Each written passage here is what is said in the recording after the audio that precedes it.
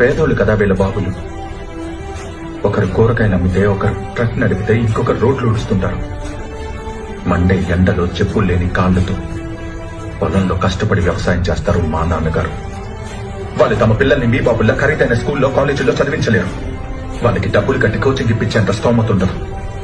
కానీ మీకు తెలుసా, వాళ్ళెప్పుడు ఒట్టి చేతులతో రారు.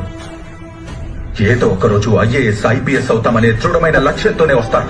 ఒకవేళ లైబ్రరీలో చీపురు పట్టి చిమ్మాల్సి వచ్చినా, టాయిలెట్స్ ని క్లీన్ చేయాల్సి వచ్చినా కూడా వీళ్ళు వెనకడుగు పెయ్యరు. వాళ్ళ ప్యాషన్ రాక్ సాలిడ్ గా ఉంటుంది. వాళ్ళకున్న ఆ ప్యాషన్ ఖరీదైన స్కూల్లోనో, కాలేజీలోనో పైసలు పెడితే రాదు. హిందుస్థాన్ లోని కోట్ల మంది పెట్టుకున్న నమ్మకం నుండి వస్తుంది.